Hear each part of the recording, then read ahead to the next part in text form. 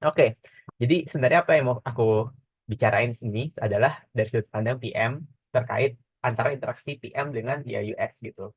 Dan kenapa aku pakai tema arsitek dan desainer itu karena dari mentor aku bilang kalau aku tuh nggak bisa ngejelasin satu hal dari sudut pandang hal yang lain atau kita pakai analogi yang lain dengan baik, berarti aku nggak benar-benar paham mengenai apa yang dikerjakan gitu.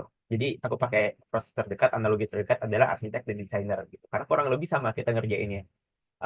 Kita dari IT, maksudnya PM dan UX ngerjain produk IT, sementara arsitek dan desainer bikin produk yang fisik.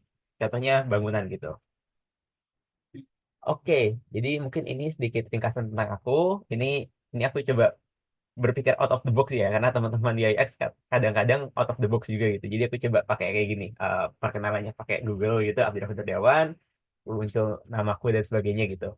Nah, sini ada beberapa apa namanya sosial media aku juga, ada LinkedIn, Medium sama Instagram kalau teman-teman mau eh, kita mau connect gitu ya. Dan kurang lebih aku itu di sini belum aku update. Sebenarnya ada tambah lagi harusnya ada Modena sini sebagai sistem analis. Tapi sebelumnya aku sebagai eh, product manager, associate product manager di Mekaris Stream. Sebelumnya lagi di Mekarisan itu sebagai technical program manager. Apa sih technical program manager ini sekalian aja. Kurang lebih itu kayak PM dan Scrum Master itu digabung jadi satu roles, itu bisa dibilang sebagai technical program manager gitu. Jadi aku juga bisa kasih insight mengenai apa resource planning dan juga timeline planning gitu karena pas di TPM kemarin cukup banyak belajar gitu dan aku banyak aplikasikan pas lagi di product manager di paruh keduaku di Mekari. Sebelumnya lagi aku di Mamikos sama Linggotalk juga sebagai product manager, waktu itu intern. Dan terakhir di Fasilkom UI, kebetulan aku direkomendasiin, diajak juga jadi asisten dosen untuk mata kuliah proyek perangkat lunak gitu. Kurang lebih kayak aku jadi mentor, jadi konsultan untuk tim-tim yang aku bawahi gitu. Jadi mereka dapat klien, mereka apa namanya konsultasi ke aku mengenai requirement, terus habis itu approach terbaiknya kayak gimana. Aku kasih masukan dari sisi apa namanya bisnis maupun dari sisi ya UX gitu. Kayak misalkan, oh ini tampilannya kayak gini, ini footernya jangan sebanyak inilah, karena orang lihat footer, siapa sih yang lihat footer sebenarnya nggak banyak banget kan gitu, jadi nggak usah terlalu banyak dipikirin gitu ya, contohnya kayak gitu ya, yang aku jadi konsultan nih. Oke, jadi terus presentasi kita kali ini sekalian, jadi selama presentasi tadi aku habis ngobrol sama tim Fixturistik, kalau misalkan tanya jawab di akhir aja gitu biar mempersingkat waktu juga. Kalau teman-teman punya pertanyaan dari sisi itu tuh untuk langsung resen aja dan langsung ngomong pertanyaannya apa gitu. Nah, kalau misalkan teman-teman malu atau misalkan lagi tidak bisa untuk ngomong, bisa pakai Slido untuk submit question. Nanti linknya aku berikan setelah ini. eh Pertanyaannya nggak cuman terbatas mengenai konten di presentasi ini, tapi teman-teman kalau misalkan ada pertanyaan yang terkait sama teman-teman di tempat kantor atau misalkan kantor sebelumnya gitu, butuh advice, butuh POV dari aku sebagai PM gitu, karena mungkin aku bisa ngasih POV yang lain dari sudut pandang teman-teman, feel free untuk tanya aja gitu. eh Ya, nomor 4 juga sama nomor 5. Jadi di sini nanti presentasiku aku akan bagi jadi dua jenis tipe slide gitu. Yang pertama main points yang terkait sama presentasi ini dan juga side notes yang aku sekalian kasih insight mengenai beberapa terms-terms yang aku pakai di presentasi kali ini gitu. Jadi kita sama-sama nambah ilmu gitu. Nah, dan juga klarifikasi di sini, PM di sini sebenarnya merujuk ke project manager, tapi nanti tergantung konteks ya. Aku bisa bilang bahwa sebagai program manager atau product manager atau product owners gitu, tergantung konteksnya tadi. Dan analoginya ini aku dapat dari hasil diskusiku sama teman-teman arsitek dan desainer. Jadi kalau misalkan teman-teman ada yang lebih paham atau misalkan kita ada miskonsepsi yang aku berikan pas lagi cerita analogi ini, feel free untuk nanti point out pas lagi di akhir ya, gitu. Nah, ini QR code untuk slide-nya, teman-teman bisa screenshot atau mungkin bisa nge-scan dulu. Aku kasih waktu 10 detik gitu. Atau teman-teman bisa input kodenya 2386822 di slido.com gitu. Oke, aku lanjut ya. eh Berikutnya. Nah, ini aku kasih executive summary di depan. Jadi aku bakal ngasih presentasinya tentang apa sebenarnya. Tidak ada yang teknikal di sini sebenarnya. Benar-benar cuman eh, bagaimana cara kita berkomunikasi aja antara PM dengan UI UX gitu. Jadi kalau misalnya teman-teman ada yang nyari, oh pakai pakai tools apa ya biar bisa lebih komunikasi efektif, mungkin nggak ketemu di sini, tapi insya Allah aku bakal memberikan insight bagaimana cara komunikasinya sebaiknya gitu. Jadi teman-teman UX juga bisa tahu nih sudut pandang PM tuh dalam kita bisa ngedesain suatu hal tuh kayak gimana gitu. Nah, itu ntar bakal dibahas di banyak di empathy gitu ya. Empathy itu kurang lebih kayak misalkan gimana cara kita bisa ngeliat POV dari sudut pandang orang lain. Dalam konteks ini dari desainer bisa lihat dari POV-nya PM bisa lihat dari POV desainer gitu. Nah, empathy ini nanti bakal membuka banyak jalan ke clear communication, komunikasi lebih efektif, tidak ambigu, dan ya terbuka aja gitu. Karena kita sama-sama kerja di lingkungan yang profesional. Dan satu lagi, tahu job desk dari dan scope dari masing-masing orang itu karena masing-masing personal bakal beda. Jadi perlu tahu juga untuk job desk dan scope-nya. Dan dari sini itu bakal bermuara ke maaf, apa yang kita expect dari masing-masing satu sama lain. Apa yang di expect dari PM, apa yang di expect dari IAIX gitu. Nah, dari apa yang kita ekspektasikan ini bisa bertransformasi jadi timeline. Kita bisa buat task timeline gitu. Jadi bisa lebih mengerti mengenai task timeline satu sama lain sehingga ya ekspektasinya lebih lain aja. Dan yang paling penting sebenarnya ada trust dan juga out of office connection. Out of office connection ini bisa dibilang bonus ya karena kita udah kerja 8 jam sehari, mumet ketemu 8 jam sehari sama orang-orang itu aja. Tapi tetap menurutku out of office connection ini hal yang penting gitu. Kenapa? Karena ya biar ada kedekatan emosional gitu lah jadi lebih percaya satu sama lain karena ya aku bisa bilang ke 7 kotak yang aku tampilkan di sini itu saling berhubungan satu sama lain.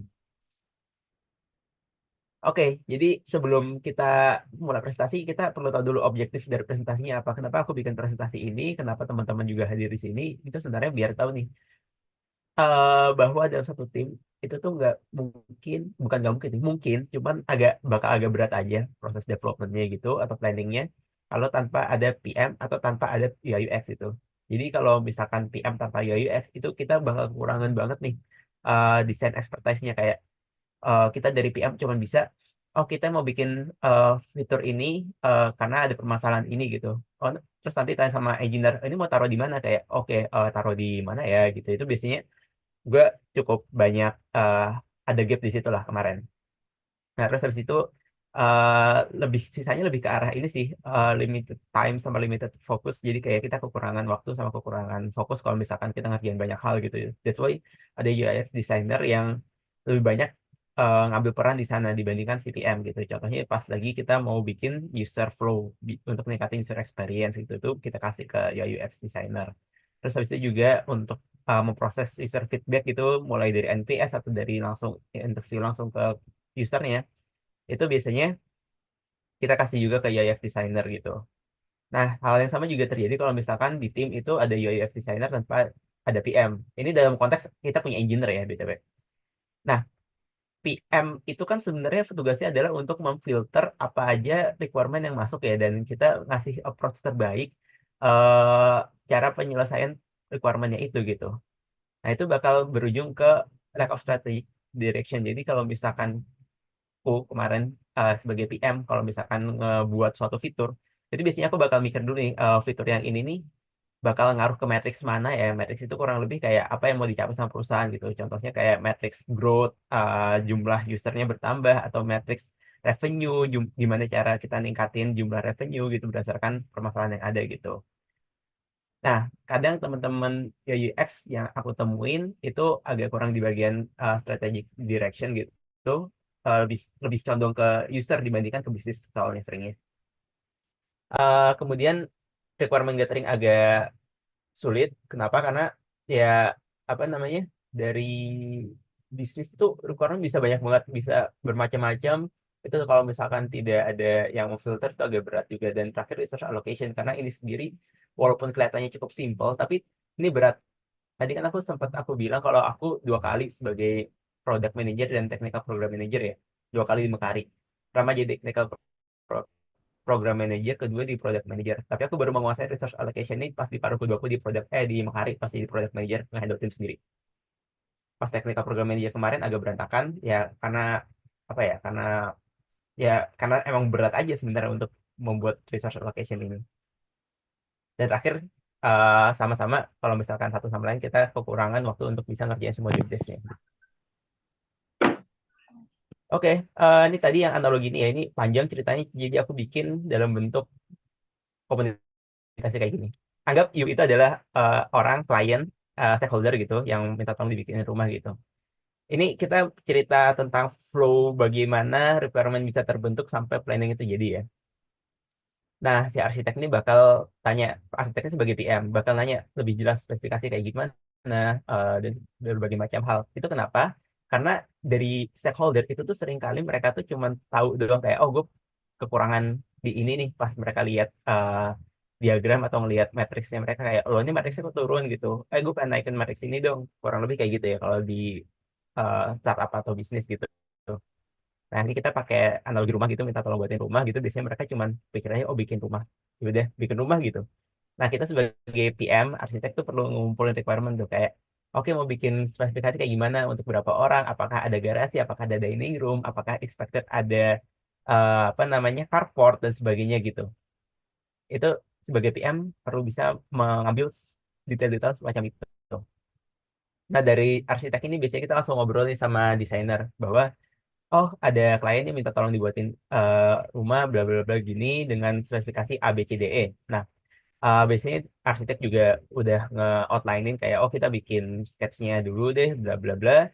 Terus nanti desainer bakal ya deh dia bakal lihat dari user personanya, kalau teman-teman mungkin lebih familiar dengan user personanya, terus habis itu juga dari requirementnya ini cocoknya kayak gimana tampilannya, dan ngasih ekspektasi kapan selesainya pekerjaannya desainer gitu. Karena dari PM sendiri perlu balik lagi ke stakeholder untuk kasih tahu, oh uh, stakeholder bisa expected selesainya itu kapan gitu. Desainnya dulu ya, desainnya dulu bisa expected selesai kapan. Nah itu biasanya bakal muncul nih pertanyaan, lo kok 1 minggu, kok 2 minggu gitu ngerjainnya. Soalnya PM juga perlu bisa untuk ngasih tahu nih alasannya apa gitu. Ada A, B, C, D, E, makanya bisa sampai seminggu pengerjaannya. Nah, biasanya ada requirement tambahan lah yang baru muncul gitu. Ya ini cukup sering ya BTW. Nah, aku bisa bilang bahwa aku jamin juga ya kalau misalkan dari stakeholder itu tuh bisa ada penambahan requirement di tengah jalan gitu. Contohnya ini dia minta model industrialis gitu, padahal udah disiapinnya kontemporer dan sebagainya gitu. Dan ya biasanya mereka masih expect untuk waktunya masih sama gitu. Yang malah yang terluka adalah teman-teman desainer. Seringnya kayak gitu ya. Kebetulan Mas Fikar sini desainerku di Mekari ya, jadi ya kita cukup relate satu sama lain lah. Oke, terus habis itu di sini kita ada 1 minggu berlalu dan ya kita bakal present ke stakeholder bahwa oh kita ada nih desainnya udah jadi, kita kasih beberapa opsi gitu. Nah ini cuma 10% ini bakal terjadi bahwa mereka langsung approve. Sekali lihat approve itu langsung terjadi itu 10%. Kecil banget kemungkinannya. Ada, tapi kecil banget kemungkinannya. Biasanya paling banyak tuh ini ada revisi kecil gitu ya, revisi kayak oh gue nggak suka, oh gue nggak suka sama desain yang ini, gue nggak suka tampilnya kayak gini, bisa nggak bikin user flow-nya bisa eh, kayak gini, atau misalkan ini tanpa mereka isi data pun mereka bisa login dan sebagainya gitu. Padahal kita udah bikin flow yang seoptimal mungkin berdasarkan pengetahuan kita mengenai apa user behavior gitu. Tapi kan mereka dari sisi bisnis lihatnya ya udah, kita kadang sering kali ngikutin dari sisi bisnis gitu. Nah, ini yang 20%. Ada kemungkinan juga kalau misalkan revisinya itu revisi besar gitu. Jadi kita perlu waktu tambahan untuk pengerjaannya lagi.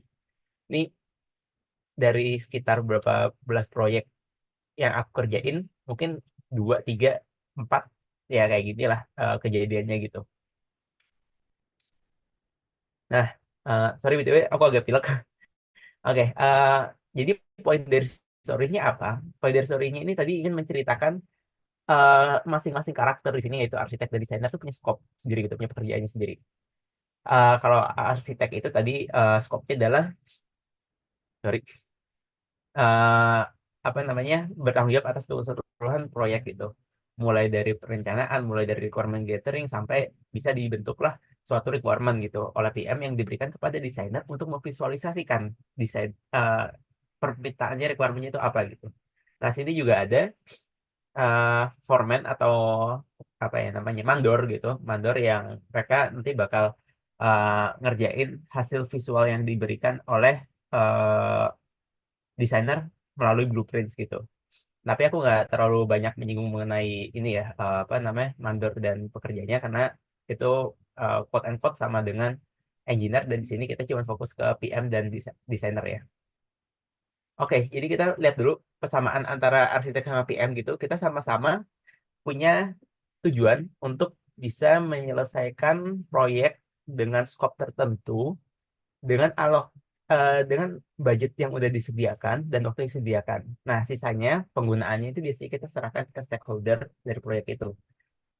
Nah, sini ada beberapa kata-kata ya. Scope, budget, sama time. Nanti aku jelasin juga di side note-ku. Ini berpengaruhnya kemana gitu.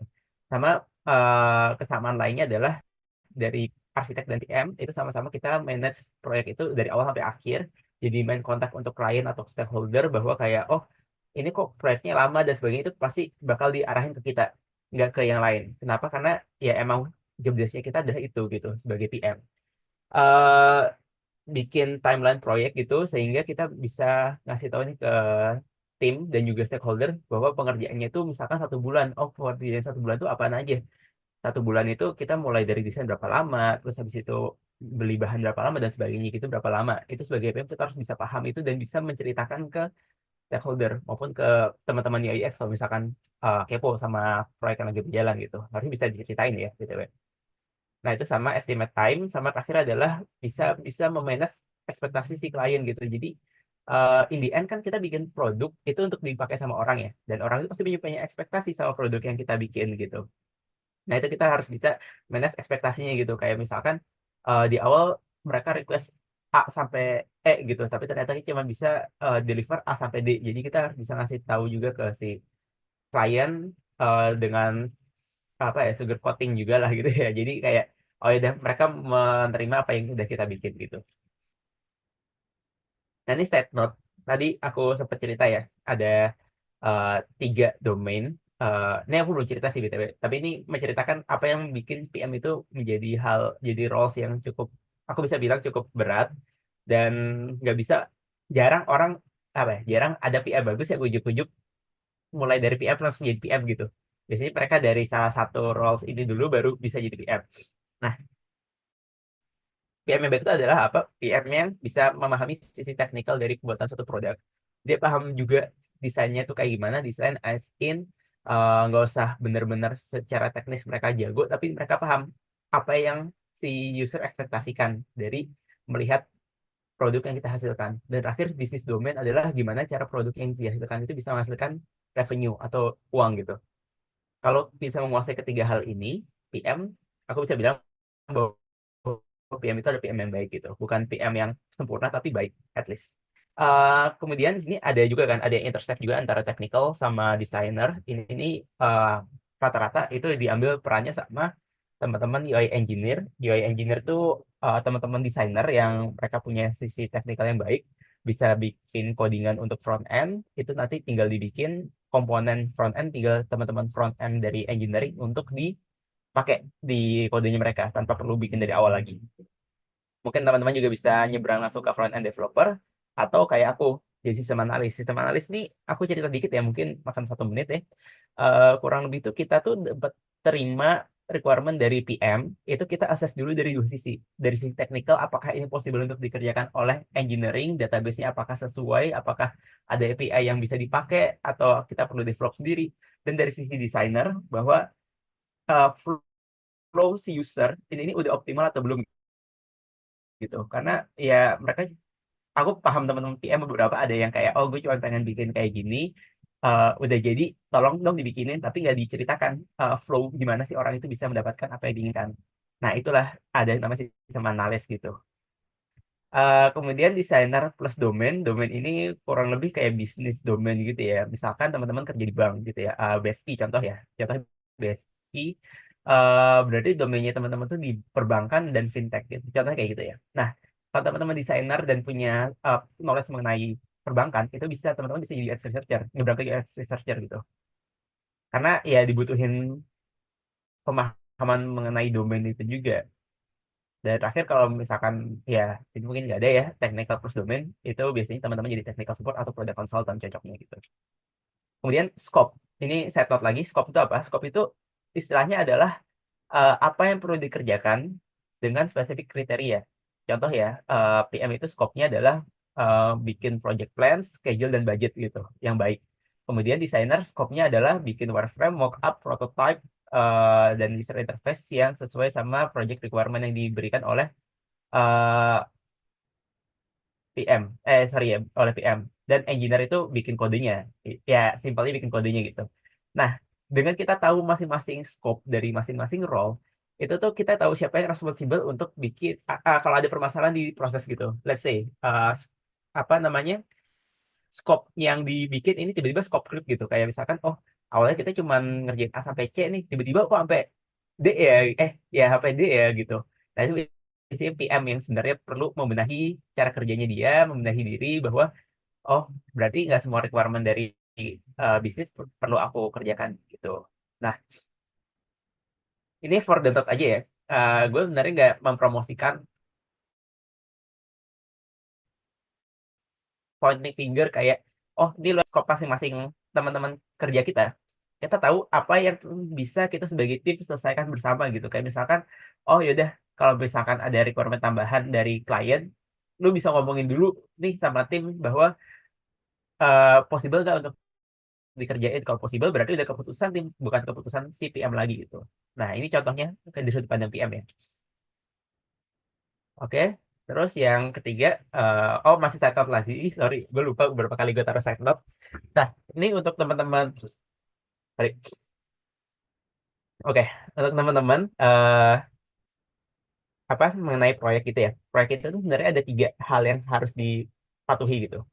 Yaitu proyek scope, eh scope dari proyek, terus habis itu waktu pekerjaan sama jumlah budgetnya gitu. Ini mungkin teman-teman di UX yang fokus cuma di UX mungkin nggak terlalu relate ya, tapi it's good thing to mengenai atau mengenai hal ini jadi bisa lihat dari POV-nya PM gitu. Kenapa kita bikin decision A, bikin decision B? Karena kita merujuk pada triple constraint ini. Nah, scope itu apa? Scope itu tadi yang aku bilang di awal. Misalkan si orang tuh pengen punya rumah 3 kamar doang gitu ya, contoh ya. Terus cost-nya itu berarti oh cuma punya budget sekitar 5M. Terus habis itu waktu uh, dia pengen waktunya time frame-nya mungkin 6 bulan harus udah selesai gitu.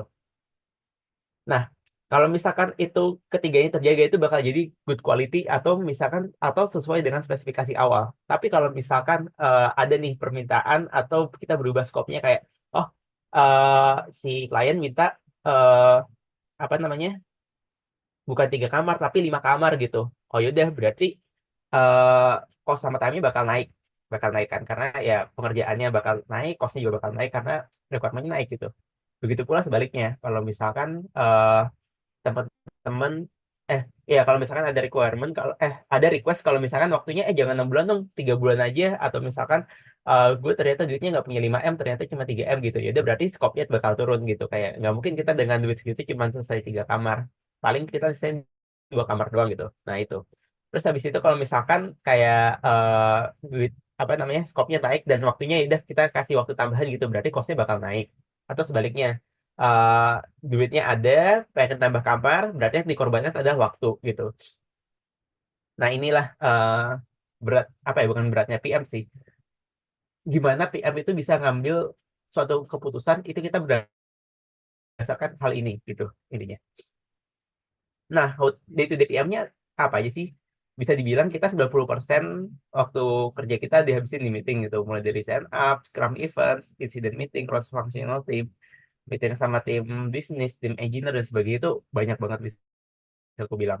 Kalau bikin dokumen, ya kita sisa waktunya sih paling 60%-nya itu bikin dokumen itu PRD, competitor analysis, user insight, dan weekly report, dan berbagai macam dokumen lainnya. Banyak sih.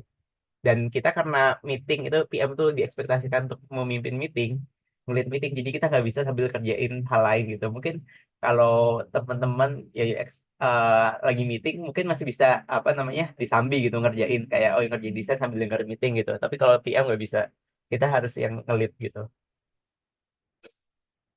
Nah, tapi tadi aku bilang, kok 90% 60 bukannya tuh 150% ya?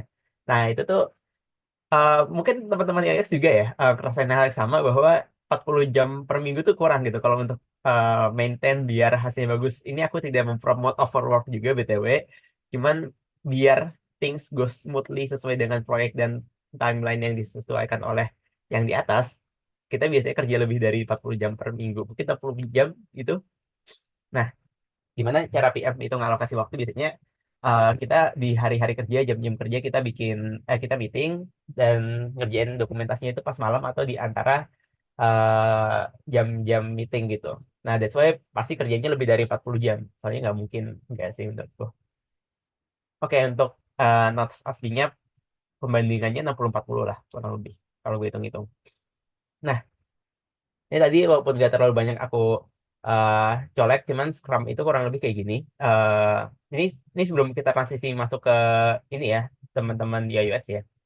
Jadi itu gini, kalau mungkin teman-teman yang udah ada di industri udah mengalami ini, tapi kalau teman-teman yang baru masuk industri ini aku kasih gambaran sedikit ya mengenai gimana produk itu bisa dari requirement sampai jadi produk itu. Nah, ada requirement gathering, requirement itu tiba-tiba masuk ke kita kayak, gue pengen minta tolong dibikinin dashboard untuk inilah dari tim bisnis gitu. Nah, itu teman-teman PM itu bakal nge-assess dulu nih di sini bersama teman-teman UX. Jadi setelah di-assess, dibikinin visualnya itu di sini semua. Semua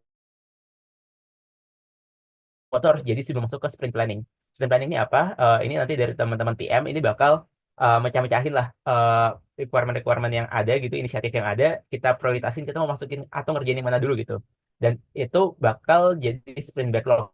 Itu dipecah-pecah lagi dari inisiatif yang besar, misalkan bikin dashboard, berarti dari front end perlu bikin tampilannya dulu, bikin front endnya dulu, back end berarti perlu bikin routing-routingnya dan sebagainya, itu tuh bakal ditaruh di sprint backlog gitu. Masuk ke Scrum team dari Scrum biasanya kita agile tuh 2 minggu gitu. Setelah jadi itu bakal di rilis dan itu bakal kita review bareng-bareng nih.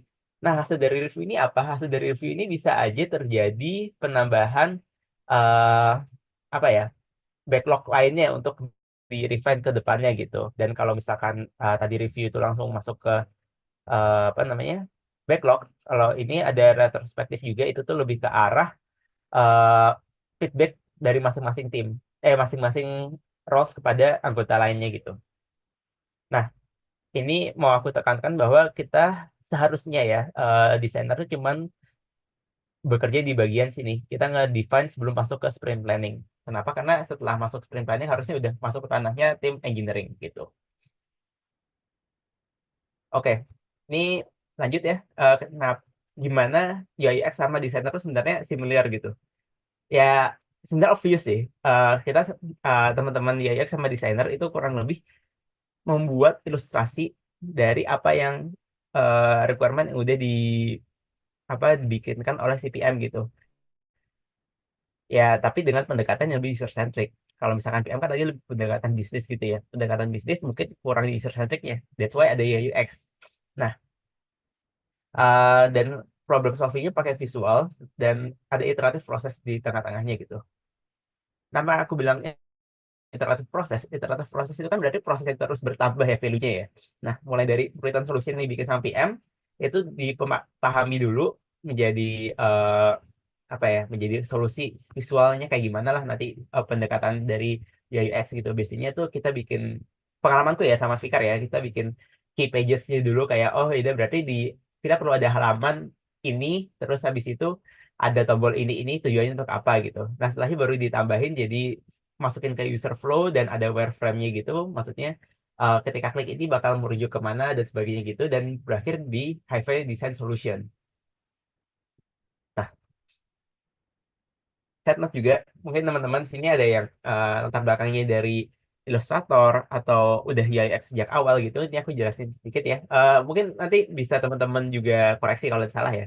UI designer atau ilustrator itu kurang lebih itu buat visual yang hi-fi-nya gitu, dan biasanya tuh um, apa ya, bukan sejajar kan, menyeimbangkan antara pendekatan user centric dari hasil apa problem solving secara user centric itu dengan company standard gitu. Kalau misalkan komposisi standarnya itu misalkan pakai cuman boleh pakai berapa pixel kali berapa pixel, ya itu berarti perlu disesuaikan lagi tuh yang user apa yang solusi solusinya itu perlu disesuaikan lagi sama standar perusahaan. Penggunaan warna dan sebagainya itu kan sebenarnya ngaruh juga ya gitu. Nah, sementara itu UX itu punya expertise di user centric yang di bagian eh, flow-nya kayak gimana, penempatannya di mana, penempatan apa namanya item-itemnya di mana, dan sebagainya itu biasanya dikerjain sama UX researcher gitu. Dan UX writer itu kurang lebih yang sebagai content writer yang dibilang dia tuh bikin kontennya itu sebisa mungkin bikin user itu paham apa yang kita sajikan di dalam satu web gitu. Dan ya, tidak ada porsi yang lebih berat daripada yang lain karena semuanya berat menurutku. Setelah aku kerja sama semuanya ya, bahkan di kantor yang baru ada content writer tuh ikut meeting PM terus gitu. Itu cukup berat juga sih sebenarnya, aku lihat. Oke, ini kurang lebih yang aku pahami bahwa di UX itu eh, meeting cenderung lebih sedikit porsinya dibandingkan desain proses gitu. Bahkan dalam meeting sendiri teman-teman AUX kadang juga sambil bisa bikin desain gitu ya. Kurang lebih ya ini aku tidak menginfuse, cuman yang aku pahami, yang aku tanya-tanya teman-temanku kurang lebih porsinya seperti ini gitu. 20% meeting, 30% riset gitu.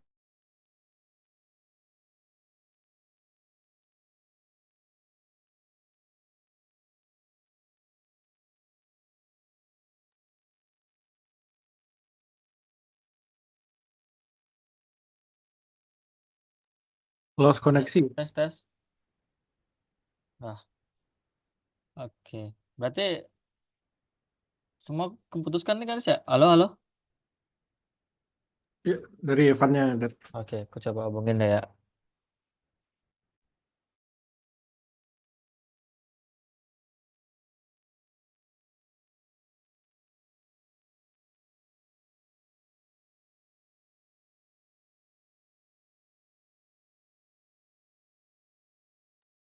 Oke, aku coba untuk chat Mas Evan dulu guys ya.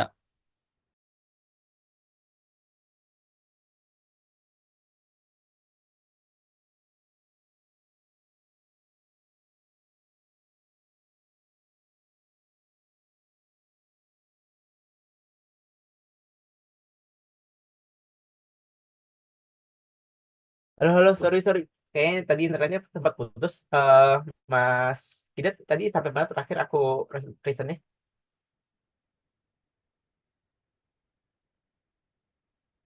Sampai Halo? pembagian ini, Evan. Sampai pembagian jam kerjanya UX designer. Oke. Berarti belum jauh ya. Ya, tadi ini ya. Oke, apa sih kesamaan antara kita UX sama PM itu ya? Yang aku tangkap kesamaan kita berdua adalah kita sama-sama kerja di sisi conceptualization dan permasalahan yang ada gitu. Dan kita bikin apa namanya perencanaan untuk dikembangkan oleh tim engineering.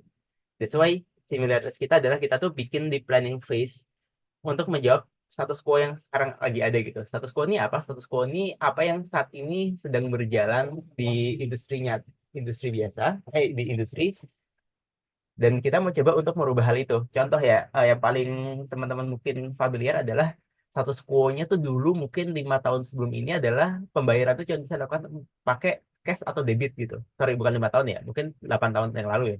Tapi semenjak munculnya Kris, itu pembayaran bisa pakai kris juga.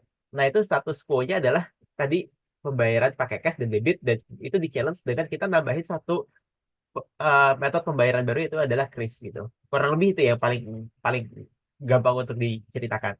Nah, kemudian sebenarnya kita juga bikin dokumentasi untuk keseluruhan proyek karena walaupun bisa dibilang kita pakai Agile maupun framework-framework yang lain, misalkan waterfall, itu semua dokumentasi itu sebisa mungkin udah jelas di awal. Dari sisi UX, dari visualnya udah jelas, dari sisi requirement-nya PM juga udah jelas gitu.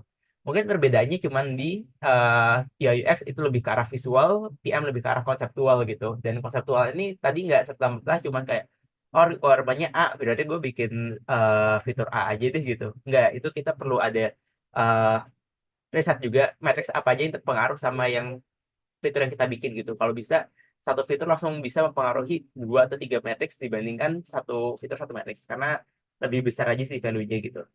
Nah, kedua dari sisi stakeholder mungkin itu yang paling basic ya, paling basic itu YS itu stakeholdernya adalah PM serta end user lainnya gitu. End user itu berarti si yang bakal menggunakan produk yang dihasilkan. Nah, sementara PM itu stakeholdernya bisa cukup banyak ya dibandingkan eh, apa ya US. That's why meetingnya juga lebih banyak PM gitu. Kayak ya kita juga dengan ya UX, kemudian dengan tim engineering, kemudian dengan tim mungkin legal, infra, terus habis itu marketing, sales dan sebagainya gitu. Dan juga nggak terlupakan user terakhir gitu. BTW ini tadi aku eh, PM ini sekali lagi eh termsnya bisa macam-macam ya, project manager, product manager, program manager atau product owner, kurang lebih sebenarnya sama semua sih ininya stakeholder ya. Nah, ini project life cycle atau lebih tepatnya product life cycle sih, aku bisa bilang karena keduanya kurang lebih sama. Eh Dimulai dari discovery atau oh ya, BTW aku jelasin aja sih habisnya ada slide-nya. Tapi kayak gini, teman-teman bakal lihat di sini bahwa ada warnanya beda-beda. Nah, warna biru muda ini berarti adalah dipegang sama PM dan eh desainer. Sementara yang biru tua ini PM doang. Kalau hijau ini desainer doang gitu. Nah, jadi bisa dilihat kalau misalkan kita bareng-bareng nih dari sisi discovery sampai planning itu kita bareng-bareng, pas eksekusi sama launch itu biasanya apa namanya bidang apa ya porsi kerjanya desainer itu udah mulai berkurang banget dan lebih banyak CPM dengan engineering atau yang eksekutornya gitu. Kecuali pas monitoring dan evaluasi itu biasanya dari desainer itu juga ada porsinya misalkan untuk interview user dan mengenai hasilnya UAT dan sebagainya. Nah, itu pas lagi mulai proyek baru bakal bersama-sama lagi. Nah, biasanya kalau misalkan udah sampai planning udah approve semua, desainer tuh bisa langsung mulai discovery hal yang lain lagi gitu. Karena dalam suatu produk itu nggak cuma satu proyek doang yang berjalan, bisa 2, 3 proyek yang berjalan berbarengan gitu. Tapi punya timeline masing-masing. Nah, makanya ketika selesai planning, si IAX itu balik lagi ngerjain lanjutin progres dari dari proyek-proyek lainnya gitu. Oke, di Discovery sendiri ini biasanya tadi PM sama UX ya. Sorry ya UX tapi biasanya lebih banyak ke UX sih dibandingkan sama UI gitu. Nah, stakeholder sini perannya ada PM sama UX dan juga stakeholder. Ini kita nge-challenge status quo gitu. Kita lihat opportunity apa yang bisa kita bangun, iteratif improvement apa untuk proyek kita juga. Kemudian lanjut di planning itu biasanya PM dan UX kayak oh dari requirement yang udah ada, permasalahan yang udah ada, gimana cara kita bisa menjawab permasalahan itu gitu. Biasanya kita pakai 5W1H. Untuk siapa kita bikin produk ini. Jadi kita perlu tahu user personanya juga. Ini gue pakai term UI UX ya biar relate. Kemudian apa solusinya? Solusinya dari persona orang ini terhadap permasalahan yang ada, apa solusinya? Kapan kita perlu mengimplement hal ini? Apakah sekarang? Apakah setelah rilis produk yang lain dulu kita lihat hasilnya kayak gimana? Kemudian kenapa kita perlu mengimplement solusi ini gitu? Kenapa harus kenapa harus kita implement aja solusi ini? Kenapa nggak solusi yang lain yang implement duluan? Kemudian di mana eh, solusi ini bakal diterapkan? Ini lebih merujuk ke halaman mana gitu. Misalkan satu web kan ada berapa banyak halaman ya. Nah itu di halaman mana yang bakal kita implement. Kemudian gimana cara kita bikin solusi ini biasanya lebih ke relate ke arah engineering sih dibandingkan teman-teman UX gitu. Pas eksekusi PM sama engineer ya kurang lebih ya kita merealisasikan konsep yang ada yang udah kita planning berdua gitu PM dan UX kurang lebih kayak coding coding coding testing coding deployment gitu doang sih. Nggak doang ya btw berat sebenarnya. Pas launch itu biasanya PM sama stakeholder untuk dapat feedback awal gitu reaksinya kayak gimana, apakah metricsnya eh, naik, apakah trendsnya berubah dan sebagainya. Dan terakhir itu pas monitoring dan evaluasi ini kita semua bakal duduk bareng-bareng nih apakah dari hasil yang udah kita bikin itu eh, apa namanya bakal dari hasil yang kita bikin gimana apa dampaknya sorry nyari kata-kata susah apa dampaknya dan gimana cara kita bisa improve solusi yang lain gitu. Bagaimana matriksnya naik kah atau matriksnya turun kah gitu. Apakah ada feedback dari user, biasanya itu lebih banyak dari teman-teman UX. Apakah bisa ada cost reduction gitu. Itu biasanya pertanyaan eh, dari engineer dan apa improvement yang bisa kita lakukan biasanya itu dari stakeholder sih seringnya ya. Karena PM lebih peduli sama matriks seringnya. Nah, kalau misalnya teman-teman bisa lihat trends-nya, mulai dari discovery, workload-nya PM sama workload-nya UI UX itu kurang lebih 30%. Nih, kalau teman-teman lihat di sini nih, kalau lihat kolom, itu tuh 100% ya. Jadi ini perbandingannya berdasarkan kolom. Jadi kalau di PM paling berat tuh pas di planning, dilanjutin sama discovery, sisanya kurang lebih sama gitu. Sementara kalau UX itu beratnya di planning, kemudian di discovery karena perlu tahu juga kan gimana cara penyelesaian permasalahannya sama monitoring dan evaluasi juga gitu. Karena perlu ada interview ke user gitu. Nah, tapi gimana cara, karena kita ini ya cukup dekat untuk pengerjaan suatu proyek, terutama di bagian discovery sama planning, itu perlu ada komunikasi yang baik gitu antara kita berdua gitu. Nah, akhirnya kita masuk ke goals dari presentasi ini.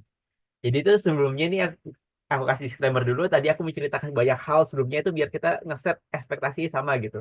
Karena kalau misalkan aku langsung ujuk-ujuk masuk ke goals presentasinya, selain kayak slide-nya jadi dikit ya, sama mungkin nggak dapat POV dari PM juga gitu. Jadi tadi aku ngasih POV dari PM juga, apa yang sebenarnya kita rasakan gitu pas lagi ngerjain suatu proyek, apa yang kita harapkan juga.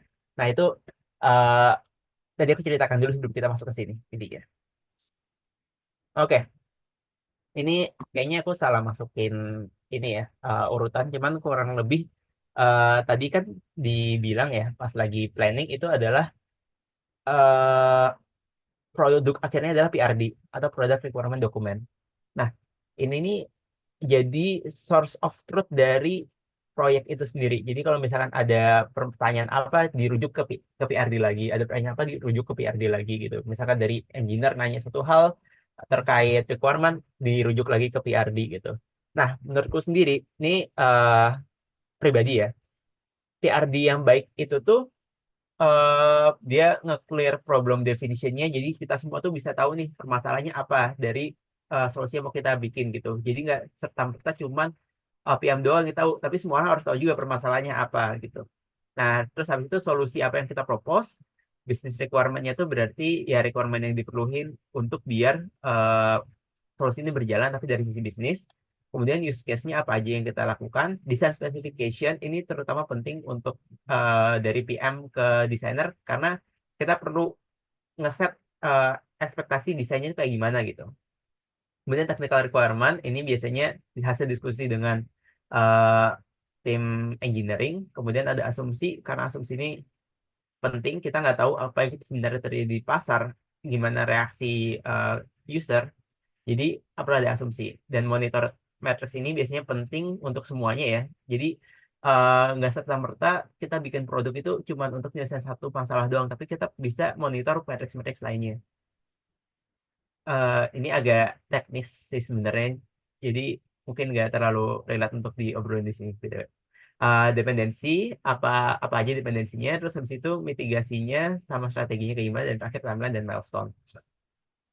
Mungkin yang relate banget ke teman-teman UX itu dari nomor 1 sampai nomor 5 sih sebenarnya. 6, sorry. Technical requirement juga. Nanti sama kayak yang tadi presentasi di awal, yang executive summary gitu. Ini bakal aku jelasin satu-satu, tapi kita lihat dulu faktor-faktor yang sebenarnya ngaruh gitu di kolaborasi. Yang pertama, ada background gap. Jadi itu background gap itu kurang lebih kayak misalkan aku dari korporat ya, contoh ya, ini BTW di Modena korporat juga. eh dan misalkan sama Mas Fikar dari startup. Pas kita misalkan gabung di satu tim, mungkin bakal ada gap gitu ya, karena background kita beda. Gue background korporat, Mas Fikar background startup gitu. Jadi kadang nggak nyambung. Nah itu perlu disamain dulu tuh backgroundnya gitu. Bukan samain sih, diadaptasi lah, diadaptasi background satu sama lain. Yang kedua, company atau team maturity. Jadi kalau misalkan team maturity-nya masih baru gitu, masih baru terbentuk 1 minggu, 2 minggu, itu biasanya ya kita nggak ekspektasi yang cukup tinggi lah. aku personally belum ekspektasi cukup tinggi akan keberhasilan suatu tim gitu, karena ya baru bentuk juga timnya. Kemudian umur, umur cukup ngaruh juga ke komunikasi. Kenapa?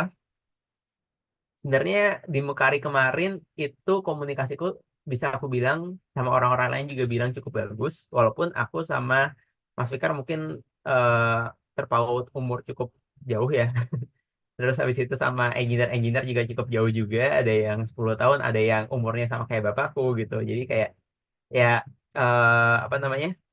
Umurnya cukup ngaruh gitu. Cuman kalau bisa diadaptasi lebih baik gitu. Jadi ini perlu sesuaikan dulu lah sama teman-teman. Kemudian komunikasi, style komunikasinya ada yang langsung, ada yang muter-muter. Itu tuh bikin kolaborasinya mungkin agak tidak berjalan baik ya. Jadi harus disesuaikan lagi.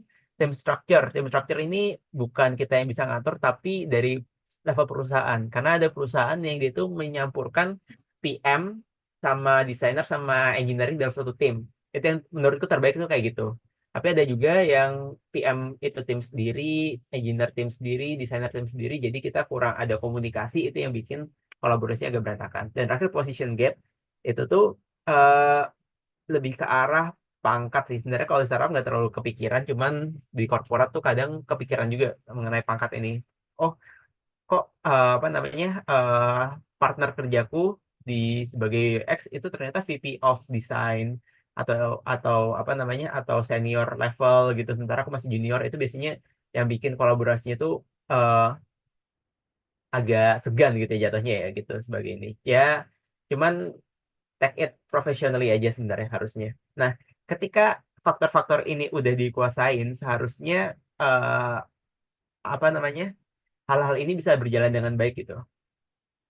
Jadi sebisa mungkin teman-teman kalau misalkan merasakan ada faktor-faktor ini sebaiknya diselesaikan dulu gitu. Maksudnya di lainin dulu backgroundnya atau company tim sorry kalau tim maturity nggak bisa diinin sih. Kemudian umurnya juga disesuaikan juga. Terus kok gaya komunikasi bisa disesuaikan sama eh, cara pandang terkait sama seniority level atau level pangkat itu juga bisa disesuaikan dulu sebelum kita bisa masuk ke materi yang ini. Karena ya kalau misalkan terblokir di sana, kita empatinya bakal kurang, yang bakal merujuk ke banyak hal lainnya tuh jadi nggak 100% bisa terimplementasi dengan baik. Nah, empati ini apa? Kita langsung masuk ya, empati ini apa? Empati ini kurang lebih ya yang tadi aku jelasin di awal. eh Gimana cara kita bisa lihat dari sudut pandang roles lain gitu, dan sebaliknya. Dari konteksnya PM sama UX, empati itu berperan besar sebenarnya dalam pengembangan produk. Pasti ya, dalam pengembangan produk itu gimana cara kita bikin produk yang sesuai sama kebutuhannya si customer. Tapi selain itu di hubungan antara PM sama UX itu perlu di eh, punya harus ada empati di antara mereka berdua gitu. Jadi kayak tahu nih eh, apa yang sebenarnya PM kerjakan, apa yang sebenarnya desainer kerjakan, apa kesusahan mereka gitu. Kenapa ini important nih? Nah, secara apa namanya? Kalau misalkan secara pekerjaan, ya empathy ini penting untuk bisa tahu user needs-nya apa, sama UX bisa ngedesain user experience terbaiknya kayak gimana.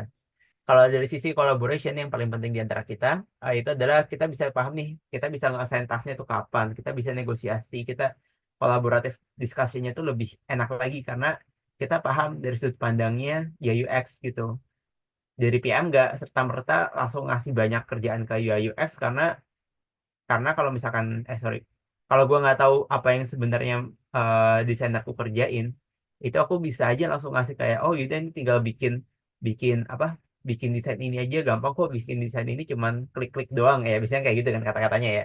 Terus atau sebaliknya kayak oh ini requirement-nya nggak jelas nih bla bla bla bla gitu, padahal itu di hasil buah pemikiran PM berapa lama dipikirin gitu. Nah, itu kalau kita nggak punya empati di sisi itu biasanya pas kita ngasih assign task atau kita lagi negosiasi atau kita lagi diskusi itu biasanya bakal terganggu. Dan terakhir pas product conceptualization ya yang penting dipakai sih pasti untuk user research sama personal development. Tapi yang tadi kita bicarakan lagi terkait sama konteks kali ini adalah sisi kolaborasi ini sih. Oke, yang kedua adalah clear communication. Setelah kita punya eh bentar. Ya, ya, ya. Yang tadi terkait klik-klik itu ya, Mas Yudi. Oke. Clear communication ya. Clear communication itu tuh kurang lebih gimana cara kita bisa berkomunikasi secara efektif tanpa ada ambigu dan kalau bisa bener-bener belak-belakan gitu. Tapi tetap dalam konteks profesionalisme gitu. Jadi pas lagi diskusi ini nih lebih ke arah one on one, bisa dibilang one on one. Kadang aku ngelakuin, nggak bukan kadang, seringnya aku pas pertama kali masuk di suatu company, aku pasti langsung one on one sama orang-orang di sana untuk tahu culture-nya kayak gimana, ekspektasi kayak gimana terhadap aku dan sebaliknya gitu. Jadi dengan kita punya clear communication, kita tahu apa yang nanti uh, kita butuhkan, apa yang mereka butuhkan dari kita, gimana cara pekerjaannya dan sebagainya. Nah, di sini nih clear communication selain tadi bisa tahu hal-hal itu, kita juga bisa ngasih feedback nih. Tapi kalau bisa, yang terkait sama feedback itu kalau bisa dilakukan secara private. Karena kalau private itu lebih enak untuk apa ya, frank itu kurang lebih artinya adalah terbuka belak-belakan gitu kayak, Mas ini contoh ya, Mas ini eh, kok pengerjaan waktu ini bisa 3 hari gitu, bukannya eh, pemahamanku itu pakai aset yang dari ini aja tinggal masukin gitu. Nah itu bisa jadi feedback ke si misalkan ke desainernya bahwa pas lagi ngejelasin kenapa butuh waktu 3 hari itu sekalian dijelasin juga prosesnya gitu, proses secara singkatnya kayak oh ini kita butuh waktu 3 hari karena ini kita belum ada komponennya dan sebagainya gitu. Itu kan jadi feedback ya in the end gitu. Dan sebisa mungkin jangan dilakukan kalau di publik gitu, misalkan lagi meeting besar gitu tiba-tiba ngasih feedback atau ngasih eh, saran atau ngasih kritik itu, karena itu bakal jadi backlash ke tim. Di satu sisi si yang dikasih feedback itu bakal eh, ngerasa nggak enak sama anggota tim lainnya, di sisi lain si yang memberikan feedback itu tuh juga bakal dipandang sebagai orang yang kayak apa sih ini orang kritik-kritik aja gitu, kan bisa nanti gitu ya kurang lebih kayak gitu ya. Gue pernah merasakannya soalnya, jadi ini penting juga. Oke, jadi kemudian kita juga perlu tahu job desk dan scope dari masing-masing orang dan apa yang kita ekspektasikan dari satu sama lain. Jadi dengan kita tahu apa job desk dan scope masing-masing orang, itu kita tahu, ya tadi aku udah ngomong ini ya, sorry. eh jadi ini juga semacam ini ya, semacam insight juga kalau misalkan walaupun roles-nya sama di suatu tempat, bahkan di suatu perusahaan, walaupun roles sama, biasanya job desk-nya itu mungkin beda sama scope-nya gitu. Jadi harus selalu di aligning setiap saat ada perubahan terjadi. Let's say misalkan aku berubah kantor, ya pasti aku harus tahu dulu dong job desk masing-masing orang apa, scope-nya apa aja masing-masing orang. Begitu pula kalau misalkan ada restrukturisasi di perusahaan atau misalkan ada personal baru ditambah eh di tim, itu juga perlu tahu nih job desk sama scope-nya apa. Jadi ya kita bisa tahu apa yang kita ekspektasikan dan ini bakal numbuhin empathy serta bakal bikin apa proses development itu lebih enak lagi gitu. Karena in the end kita perlu ada komunikasi yang baik, itu in the end adalah kebutuhannya biar proyeknya berjalan dengan baik kan. Nah, ini real life experience-nya tuh dulu gue pernah jadi PM, itu tuh cuman bener-bener bikin PRD dan requirement. Tapi pas gue pindah perusahaan, pindah kantor, itu gue bukan dipaksa sih, diminta, eh, bukan diminta juga ya. Ya kurang lebih kayak diminta gitulah untuk bikin wireframe dan desain infrastrukturnya. Kayak, oh nih gue pengen eh, pas gue lagi bikin requirement sekalian dibikin gambaran kayak oh nanti tombolnya di sini, tombolnya kayak gini nih, nanti kalau diklik ini bakal keluar apa gitu. Kenapa? Karena di culture perusahaan itu desainer bener-bener cuman bikin hi-fi-nya doang gitu. Semua apa namanya, semua user flow dan sebagainya dipikirin oleh PM. Nah itu pernah terjadi sih gitu. Begitu pula di sini ya, PM yang di ini lebih ke arah bisnis, sementara yang sisi teknikalnya itu aku yang kerjain. Kalau di Mekari dulu, aku sisi teknikal juga sempat aku kerjain dulu sebelum kasih ke engineering. Ya jadi benar, harus selalu dipertanyakan lagi job desk-nya sama scope-nya apa aja pas setiap ada perubahan terjadi. Tas timeline ini kurang lebih kayak tadi aku cerita di awal bahwa satu eh, produk itu nggak cuma ngerjain satu proyek dalam satu kali waktu, bisa 3 atau 4 proyek biasanya. Nah itu tuh biasanya masing-masing proyek itu punya progresnya beda-beda. Dan kalau misalnya kita udah membuat timelinenya bersama ya, perjanjian antara PM sama UI UX, itu lebih enak lagi tuh ngomonginnya kayak, oke ini proyek yang udah kelar, UX bisa UI UX bisa mulai untuk bantuin selesaiin proyek yang lainnya dari sisi desainnya atau visualnya gitu. eh Biasanya itu juga kita bisa bikin apa namanya ya, perjanjian gitu sih. Kayak misalkan aku sama Mas Fikar ya, lagi-lagi kita tuh punya perjanjian bahwa desain itu harus selesai sebelum sprint itu mulai, which is 2 minggu sebelum sprint itu mulai. Jadi sebisa mungkin udah tahu nih kita bisa ngurutin pekerjaannya, eh, apa yang perlu dikerjakan terlebih dahulu, dilihat dari timeline kita mau bikin apa, itu bisa di ini dulu, bisa di apa ya, bisa diurutin dulu lah mau ngerjain yang mana gitu. Dan ini eh, bakal berujung pada diskusi antara PM sama desainer itu lebih fokus gitu. Jadi pas meeting gue sama Mas Fikar udah tahu nih apa yang mau kita bahas, karena kita emang lagi di timeline untuk membuat desain untuk fitur C gitu. Nah gitu kurang lebih. eh Selain itu di sini juga bisa ngasih apa ya, desainer knowledge juga mengenai apa yang lagi kita buat sebenarnya, karena ya kadang kita bikin apa ya, ada kultur perusahaan yang tahu, yang benar-benar tahu bisnis side-nya itu cuman dari sisi PM doang. UX kayak yaudah, UX cuma suruh bikin desainnya doang gitu tanpa perlu tahu apa yang sebenarnya lagi dikerjakan. Nah itu kalau kita punya timeline kayak gini, UX juga punya sense of belonging terhadap produknya atau projectnya gitu, sehingga ya lebih baik lagi biasanya output yang dihasilkan. Ya aku tambahin lagi juga ini sih harusnya apa namanya, eh, apa ya, sense of belonging harusnya, tapi tadi udah aku jelasin ya seiring waktu. Dan terakhir yang paling penting adalah trust gitu. Aku bisa bilang kalau trust itu kayak oksigen yang kita hirup biar kita tetap berjalan gitu. Kenapa? Karena kalau nggak pakai trust, kalau nggak ada trust gitu di tim itu bakal bener-bener toxic banget. Eh, ada temanku yang pernah merasakannya sih.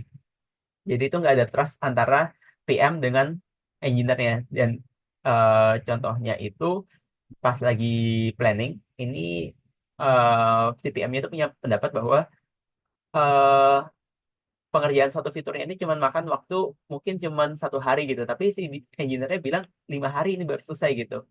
Kenapa ini terjadi? Sebenarnya kalau aku bisa bilang dia tuh nggak punya clear communication di sini gitu, dan nggak punya empathy juga. Ya aku tidak menyalahkan juga sih apa namanya temanku, karena backgroundnya bukan background IT. Jadi ya kalau misalkan ada clear communication, ada empathy, walaupun mereka dia bukan background IT, kemungkinan hal ini nggak bakal terjadi sih menurutku. Aku bilang ke dia kayak gitu ya kemarin. Nah, ya itu bakal berujung ke downfall terhadap tim gitu. Dan pointing finger bisa terjadi, blaming culture, serta nggak nggak percaya apa yang teman-teman bilang. Biasanya kayak gitu. Nah itu ya, ya pokoknya jadi toksik banget lah. Aku tidak bisa membayangkan kalau timku kayak gitu. Makanya sebisa mungkin hubunganku sama tim itu harus baik juga. Selain dari sisi pekerjaan, dari sisi kedekatan emosional juga harus ada kedekatan emosional gitu. Jadi kayak percaya bahwa oh gue percaya sama lu karena eh, apa, lu orangnya ternyata emang kayak gini sebenarnya di kehidupan nyata gitu, bukan cuma di pekerjaan. Nah ini yang gue terapin juga sama teman-teman gue, kayak ya kita kan apa ya, kerja sebenarnya udah mumet ya, ketemu 8 hari 8 jam sehari gitu, tapi di sela-sela pekerjaan atau di sela-sela meeting atau pas lagi nunggu jam pulang itu kan bisa kita ngobrol atau apa gitu. Terutama kalau misalkan kita sama-sama punya ketertarikan, itu bisa ngobrol hal tersebut. Dan ini nih sebenarnya gue pernah merefer dari buku The Five Dysfunction of a Team, dan salah satunya adalah nggak punya out of office connection. Ya ini eh, apa ya, walaupun terlihat eh, remeh atau mungkin merepotkan untuk sebagian orang untuk punya hubungan di luar eh, pekerjaan, tapi ini yang bikin tim itu bisa berjalan dengan baik gitu sih. Ya kurang lebih kayak gitu sebenarnya. Ya itu aja sih sebenarnya. Ya, mungkin ini ya akhir dari presentasiku, cukup singkat ya, nggak sampai 1 jam. Ini kalau nanti teman-teman mau minta apa presentasinya, teman-teman bisa scan ini sekalian feedback untuk aku sebagai presentator sih sebenarnya. Tadi kan kalau aku nggak salah di chat ada yang mau minta presentasinya ya. Nah ini bisa minta dari sini aja ya, request di sini nanti maksimal 3 hari setelah presentasi, setelah hari Minggu, berarti hari Rabu, itu udah dikirim ke email pribadi teman-teman untuk presentasi ini gitu. Oke, thank you teman-teman. Aku kembalikan lagi ke Mas Idet. Oh iya, sorry. Kan bisa kita buka Slido dulu ya. Baru ingat. Oke, Eh, eh, eh, Ya sebenarnya udah selesai presentasinya. Aku buka Slido dulu ya Mas Idet ya. Siapa tahu udah oke, ada boleh, pertanyaan. boleh Mas.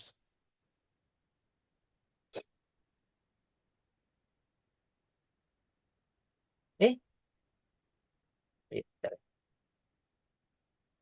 Oke. Dan pertanyaan udah 3 ya. Aku langsung ke tanya jawab aja ya, Mas Idet ya. Mungkin ini 3 pertanyaan ini aku jawab dulu. Kalau ada teman-teman mau raise hand untuk pertanyaan, dipersilakan banget ya. Boleh, boleh. Silakan lanjut, Mas. Oke, pertama bagaimana menurut Kak Evan tips agar seorang PM dan desainer bisa berkolaborasi untuk memenuhi tujuan bisnis dengan baik walaupun banyak keterbatasan seperti waktu dan sebagainya. Oke, hal yang sering banget gue lakukan adalah kita tuh punya asynchronous discussion gitu. Asynchronous discussion ini apa? Kalau kita meeting ini kan sinkronus ya, jadi kita bukan membuang waktu ya, mempergunakan waktu yang ada untuk diskusi secara langsung. Sementara itu kadang kala apa nama timeline pekerjaan kita beda-beda. Bisa aja jam 9 aku kosong, teman-teman jam 9 ternyata ada meeting sama klien dan sebagainya gitu. Dan sebenarnya kita ada namanya asynchronous dokumen. Paling umumnya itu kita pakainya PRD. Cuman kalau misalkan ada eh, apa namanya tempat untuk kolaborasi lainnya, let's say aku pakai Figma juga gitu, aku bisa pakai Figma juga. Jadi aku bisa kolaborasi sama contohnya Mas Fikar ya, di desainerku pakai Figma juga gitu. Aku ngasih komen-komen dan sebagainya. Aku ngasih wireframe juga. Sekiranya aku pengen kayak gini tampilannya gitu. Jadi memenuhi tujuan bisnis itu bisa dari CPM untuk eh, untuk divisualisasikan oleh si desainernya. Walaupun kita nggak ngobrol secara langsung, tapi bisa pakai asynchronous dokumen. Dan ya pas kita ada kesempatan untuk ngobrol, kita langsung bakal fokus untuk ngobrolin si yang udah kita tuliskan di asynchronous dokumen ini. Jadi lebih apa ya, lebih terfokus juga, lebih efektif juga kita ngomong ngobrolin apa gitu. Ini dari Kang Tanya kira-kira udah terjawab belum ya?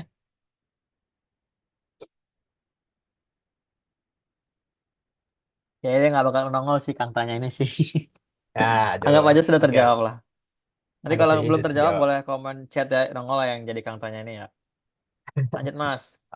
Oke, kalau dari Kak Evan biasanya kalau ada tas ad hoc itu akan impact ke timeline kerjaan, boleh spill tips nggak biar PM sama oke, tas ad hoc ini nih eh aku assume itu muncul dari sisi bisnis ya. Dari sisi bisnis itu dia misalkan kayak eh ini desainnya kok eh, warnanya kayak gini atau misalkan ad hoc ini aku bilang yang kecil-kecil dari perintilan ya bukan kayak ngubah flow gitu itu enggak. Lebih ke arah perintilan, lebih ke arah eh, apa namanya eh, penempatan, layouting mungkin kayak gitu ya, atau malah konten tulisannya ya.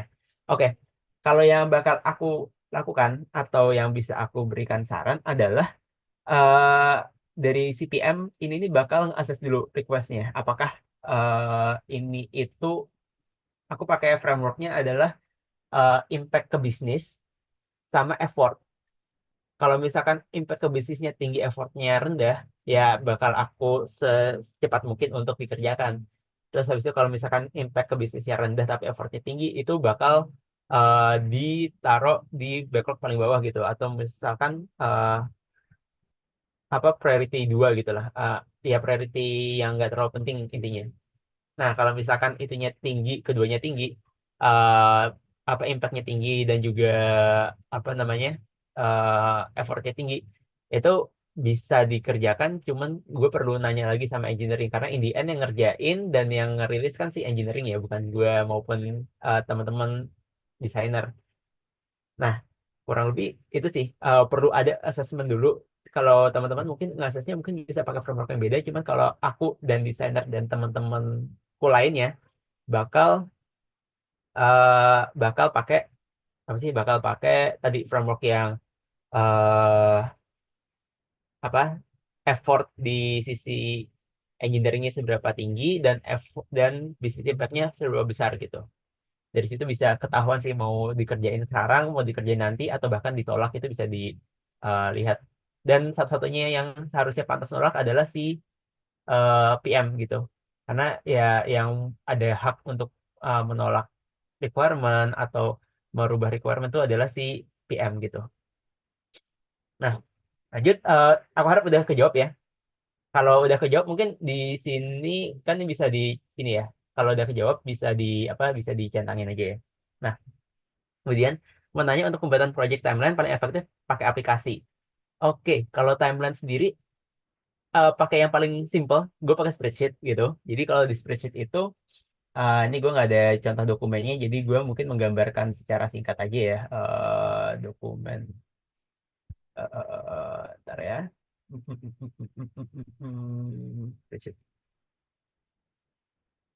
Ya, kalau di spreadsheet yang aku biasa kerjakan, ya ini inisiatif, inisiatif, inisiatifnya apa aja? Inisiatifnya mungkin ngerjain A, ngerjain B gitu. Terus ini breakdownnya dulu, breakdown, breakdown, ngerjain A tuh ada satu, dua, tiga yang perlu dikerjain nih, ada tiga. Nah, sini ini ada namanya resource allocation dulu. Di resource allocation ini kita bisa tahu nih eh, berapa resource yang dibutuhin untuk satu inisiatif. Let's say desainer, desainer berarti butuh satu orang. Apa namanya? Back end butuh berapa orang, front end butuh berapa orang, eh QA berapa orang, mobile berapa orang gitu contoh ya. Mobile berapa orang. Terus habis itu di sini ya tadi resource allocation, di sini ini resource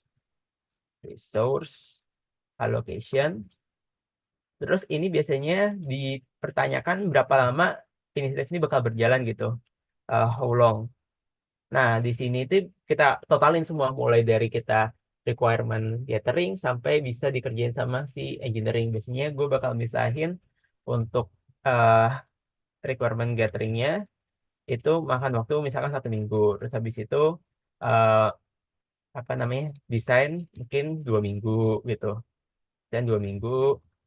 Terus habis itu eh, pengerjaan development itu mungkin makan waktu 4 minggu. Nah, dari sini kan udah kelihatan nih.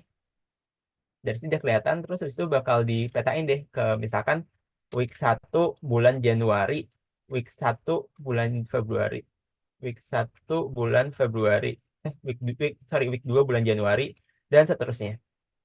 Nah, ini kan bisa dipetain. Eh, ya susah ya udah lah, nggak apa-apa ya, jadi bisa dipetain kayak oh itu berarti di minggu 1 kita mulai kita requirement gathering berarti CPM, terus habis itu di sini udah selesai ini berarti si desainer, desainer desainer baru seterusnya eh back end sama front end. Nah, tapi kan teman-teman ingat kan kalau misalkan di sini ini nggak cuma satu proyek yang berjalan. Nah, ini bisa aja pas di sini si PM yang ngerjain, si back end front end lagi ngerjain si inisiatif yang lain, atau desainer lagi ngerjain inisiatif yang lain di week 1 gitu. Jadi teman-teman bisa ini lebih gampang untuk mengalokasikan waktunya kapan, dan ini bisa jadi patokan kapan deadline pengerjaan teman-teman. Nah, ini salah satu contoh yang sering aku pakai sih apa namanya timeline allocation, sorry, timeline dan resource allocation ini pakainya kayak gini aku seringnya gitu. Nah, kenapa pakai spreadsheet? Karena lebih gampang untuk kolaborasi dan diubah-ubah. Kalau teman-teman misalkan pakai Jira, itu biasanya perubahannya itu nggak terlalu sinkronus dan agak ribet aja. Terlebih masalah biaya, itu berbayar kan kalau misalkan apa namanya Jira atau Asana itu. Makanya kita pakai yang gratis dulu lah gitu. Baru ketika udah fix, baru kita pindahin ke Jira. Kalau gue kayak gitu. eh Boleh bahas sekilas tentang contoh PRD yang mudah dipahami oleh desainer. Oke, kalau tadi yang di presentasiku PRD yang menurutku baik ya, nih dia tuh bisa apa problem definisinya bisa clear gitu. Kayak misalkan, oh ini requirement dari si user dari klien adalah tolong bikinin user management. Contohnya ya, user management. Kenapa kita perlu user management? Karena ada kebutuhan si customer A, B, C, D, E. Nah, itu kebutuhannya ini BTW bukan cuma tim produk doang yang perlu mikirin. Maksudnya apa bola utamanya di product manager untuk mikirin cara nyelesain itu. Cuman dari teman-teman desainer, teman-teman technical itu juga bisa ngasih masukan karena udah tahu permasalahan itu ada di mana dan penggunanya itu siapa gitu. Terus proposal solution biasanya dari PM.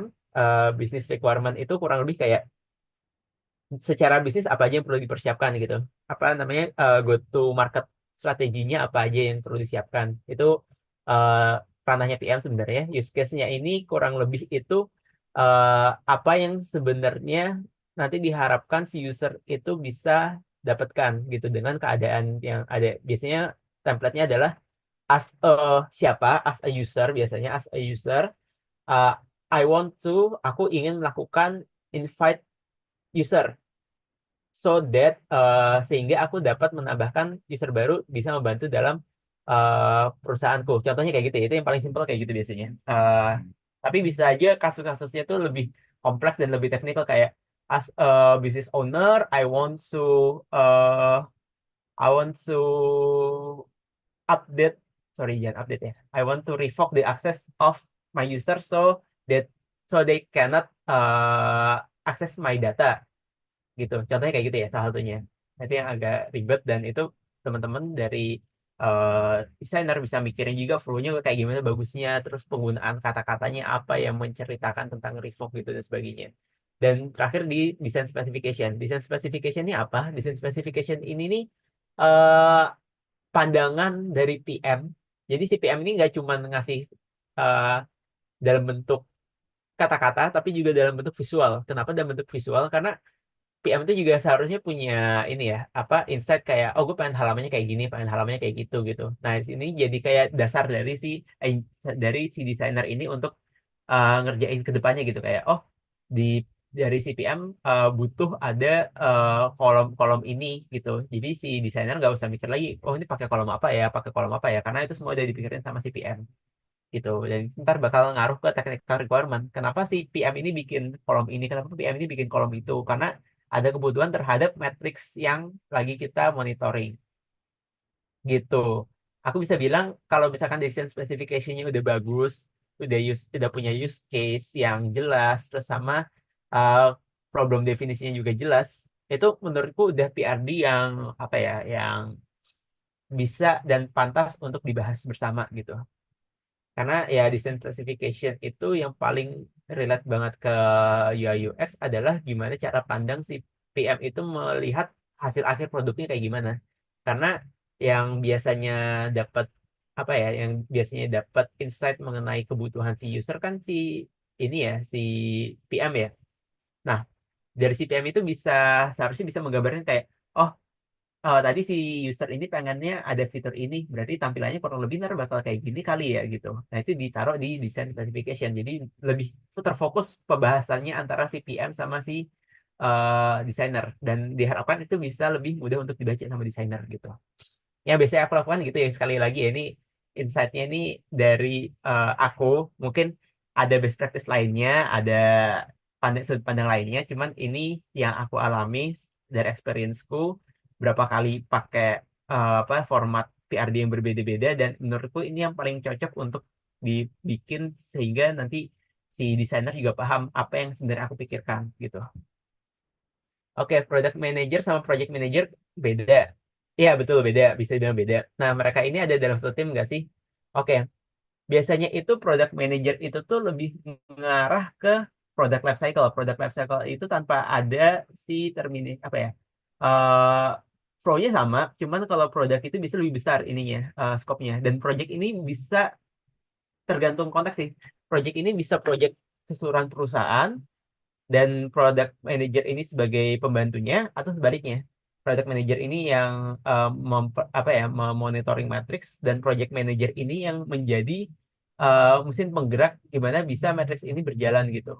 Let's say project managers yang jadi pemilik perusahaannya dan project manager jadi pembantunya adalah ketika perusahaan itu bikin ada kebutuhan untuk ningkatin eh, apa engagement user di aplikasi gitu. Itu proyeknya, proyek perusahaan gitu. Nah, si product manager ini mikir gimana cara gue bisa mendevelop produk gue untuk bisa memenuhi kebutuhan di perusahaan itu dengan ya udah berarti gue bikin fitur A atau improvement fitur B gitu. Nah, itu berarti product manager sebagai pembantu dari project manager. Sebaliknya, project manager eh menjadi pembantu dari product manager adalah ketika si product manager itu punya inisiatif Dan project manager ini nih eh, perlu membantu biar inisiatif itu berjalan gitu. Dan project manager ini mungkin perbedaan lainnya dengan product manager adalah ini apa namanya apa sih namanya istilahnya deadline gitu. Kalau project manager itu ada deadline-nya sendiri. Sementara kalau product manager itu biasanya masih berjalan walaupun produknya itu udah rilis. Nah, pokoknya kira-kira Mas Rifki kalau misalkan agak kurang. Soalnya project manager ini termsnya bisa beda-beda tergantung sama apa besaran skop yang dipertanyakan. Kalau misalkan tadi skopnya sebesar perusahaan, biasanya product manager yang di pembantunya. Sebaliknya kalau misalkan ini inisiatif dari product manager, project manager di dalam tim itu yang menjadi pembantunya.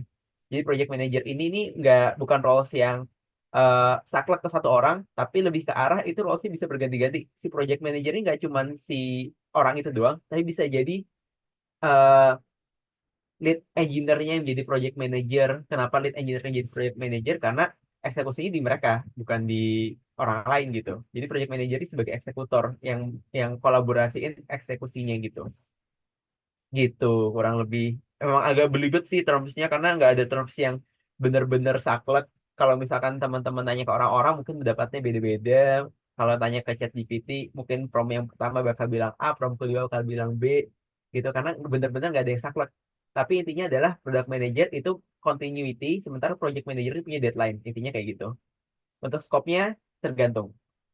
Oke, biar gak lama-lama, tadi di bagian situ cukup lama menurutku.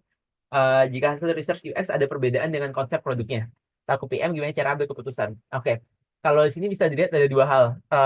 Menurutku dari insight bisnis sama insight UX gitu. Kenapa insight bisnis? eh karena dari pembuat apa ya tujuan kita bikin aplikasi, tujuan kita bikin perusahaan adalah untuk mencari revenue gitu. Kepuasan pelanggan mungkin kalau dari sudut pandangku ya nomor dua atau nomor tiga gitu setelah revenue yang kita dapatkan.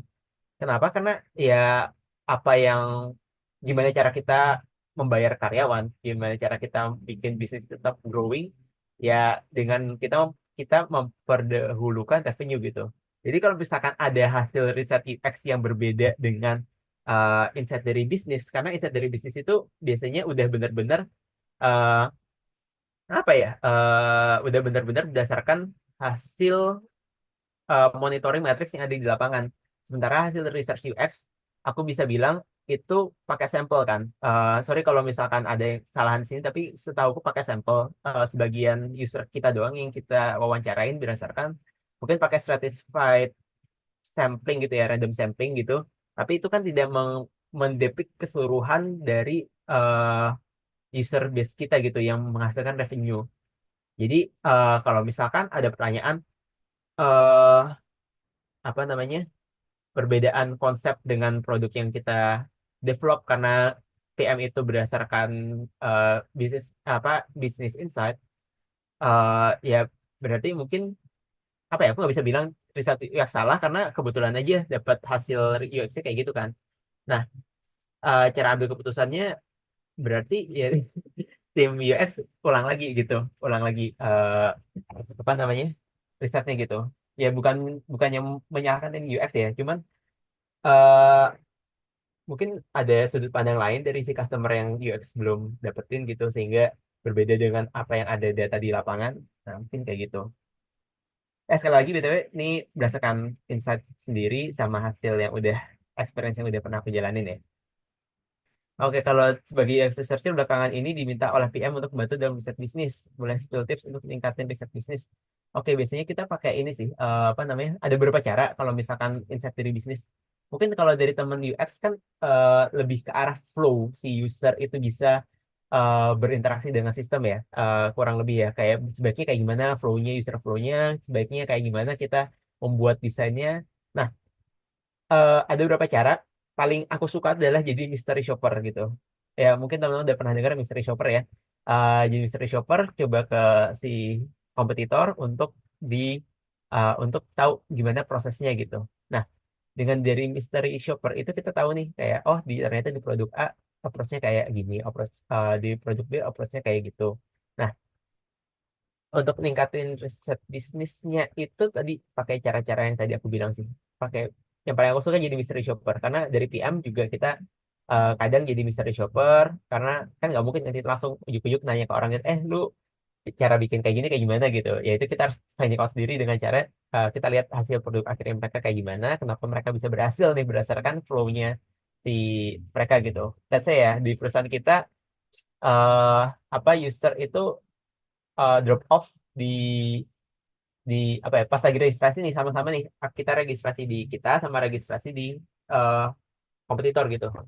Nah, orang yang registrasi mungkin sama-sama 10 orang, tapi di kita ternyata cuma 2 orang yang selesai registrasi, sementara di kompetitor 9 orang yang selesai registrasi. Itu kan pertanyaan ya, kayak, oh, registrasi kita emang terlalu ribet ya, dan sebagainya gitu. Makanya si UX ini diminta untuk coba registrasi deh di di websitenya si kompetitor ini, apa sih sebenarnya menjadi keunggulan mereka di kita nggak ada gitu. Nah, itu paling gampang pakai mystery shopper sih gitu. Dan itu sebenarnya etis karena eh, oh sorry, menurutku etis ya, menurutku etis karena ya that's why ada tim bisnis gak sih, tim bisnis untuk mikirin kayak oh ya apa namanya insight kan bisa datang dari mana aja, jadi salah satunya dari kompetitor juga bisa jadi insight gitu. Oke, terus habis itu terakhir ya ini paling bawah, gue nggak tahu dari ada tanya lagi. Oke tadi udah oke paling bawah ya berarti deh terakhir. Bagaimana konsep yang sudah dibuat menjadi sebuah desain dan ternyata implement di devnya nggak sesuai penyelesaiannya kayak gimana yang dari minor sampai major. eh ini tergantung balik lagi ke tim. Kalau di timku kemarin dari desainnya itu kita ada namanya desain checking dulu sebelum masuk ke engineer, terutama front end ya. Jadi dengan desain checking sebelum masuk ke proses development kita udah cerita dulu nih ke engineer bahwa oh kita ada fiturnya kayak gini, tampilannya bakal kayak gini, nanti user interaction kayak gini. Kira-kira possible atau enggak dikerjain gitu. Nah, kalau misalkan ternyata enggak sesuai sama misalkan mereka ada setuju di awal ya, mereka ada setuju di awal eh apa namanya? Ternyata penyelesaiannya itu enggak sesuai sama yang ada di konsep di awal dan disetujuin, berarti bolanya sebenarnya di engineering dan itu ntar jadi proses evaluasi mereka kok kita overestimate kita underestimate hal yang kita kerjain ya, dan itu biasanya eh dari gua dari sisi PM itu bakal ini sih mengutamakan timeline dibandingkan eh, apa namanya penyelesaian fitur-fitur. Let's say eh, kita pengen ada fitur apa namanya fitur pas lagi masa loading user itu tuh pakai tampilan yang brand kita banget gitu lah, bukan pakai loading screen yang muter-muter biasa itu ya. Itu kan lebih gampang ya pakai loading screen yang muter-muter biasa itu dibandingkan pakai kalau misalkan teman-teman buka webtoon contoh ya, ada kalau ada yang pakai webtoon eh loading screen-nya kan webtoon terus habis itu ada ini kan naik turun tapi sebenarnya itu loading gitu. Nah itu kan lebih ribet dibandingkan bikin yang muter-muter itu. Gue bakal mengutamakan kalau misalkan dari engineer udah bilang ke gue bahwa mereka nggak bisa merealisasikan apa yang udah mereka janjikan di awal, gue bakal ya udah nggak apa-apa kita apa namanya eh selesaiin dulu MVP-nya kayak gimana. Jadi kita present ke klien itu udah benar-benar sesuai sama yang dibutuhkan. Nanti kalau misalkan eh sorry, nanti yang tadi yang udah kamu janjikan itu dijadiin improvement aja. Karena sebenarnya jadi improvement ini suatu hal yang baik juga ya, BTW. Dari sisi user expectation juga. Jadi di mana kalau misalkan sejak awal kita ujuk-ujuk udah ngeluarin fitur yang bener-bener mutakhir banget gitu, itu biasanya proses improve-nya tuh kayak jarang kelihatan gitu. Jadi user kayak merasa kayak apa sih yang berubah dari aplikasi ini gitu.